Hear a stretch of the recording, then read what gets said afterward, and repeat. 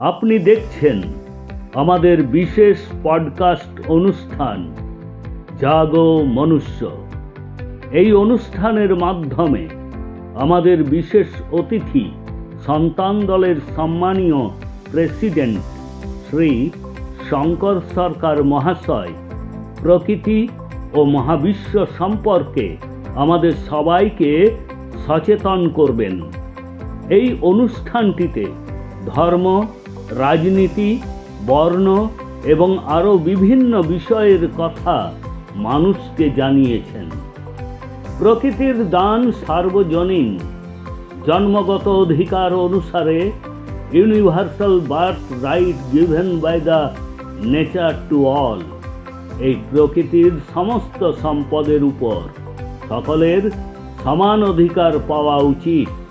এই সমস্ত বিষয়ে আমাদের বিশেষ পডকাস্ট অনুষ্ঠান জাগো মনুষ্য দেখুন।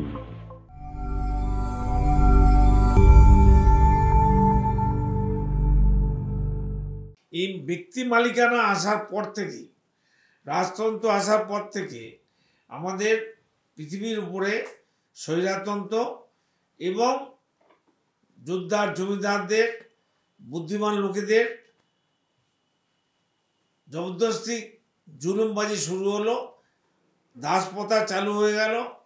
যারা আনপড় ছিল, যারা অশিক্ষিত ছিল, যারা জঙ্গলে পাহাড়ে পর্বতে গুহায় ছিল, তাদেরকে জোর করে বাহুবলে এবং অস্ত্রের দ্বারা তাদেরকে ভয় দেখিয়ে তাদেরকে দিয়ে নিজেদের স্বার্থের জন্য সমস্ত খেতি করাতো, চাষ করাতো, তাদের এগ্রিকালচার করাতো, তাদেরকে দিয়ে পরিবারের সব কাজ করাতো, সমাজের সব কাজ করাতো। সেই জন্য এই ধর্ম চলে এলো, যে ধর্মের ভয় দেখাতে শুরু করলো। অবুঝ যারা, তারা ধর্মকে ভয় পেতে শুরু করলো। ধর্ম ব্যবসায়ীরা ধর্ম ব্যবসা শুরু করে দিল। পলিটিক্যাল লোকেরা গণতন্ত্রের নামে পলিটিক্সের ব্যবসা, প্রাইভেট লিমিটেড কোম্পানির মতো ব্যবসা শুরু করে দিল। এবং ব্যক্তি মালিকানা এসে গেল। আর ব্যক্তি মালিকানার উপরে মানুষ তার ব্যক্তিগত স্বার্থে, বুদ্ধিমানদের স্বার্থে, চতুর, চালাক এবং দুর্নীতিগ্রস্ত লোকেদের মাথার বুদ্ধি থেকে এই সংবিধান তৈরি হয়ে গেল। কারণ যারা যত বোকা, তাদেরকে আরও বেশি বোকা বানানো হয়েছে, তাদেরকে আরও পিছিয়ে দেওয়া হয়েছে, তাদের অধিকার থেকে বঞ্চিত করা হয়েছে। তারা ভয় পেত সমাজের বুদ্ধিমান মানুষের কাছ থেকে। তারা এমন অত্যাচার করত, সেই অত্যাচারের ভয়ে তারা নীরবে সব কিছু হজম করতো, ডাইজেস্ট করত।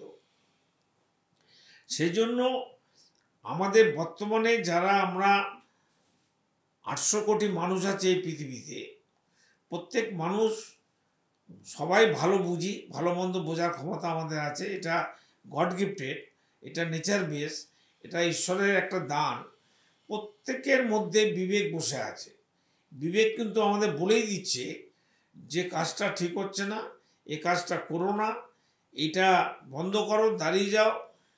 কিন্তু আমরা বিবেককে মানছি না।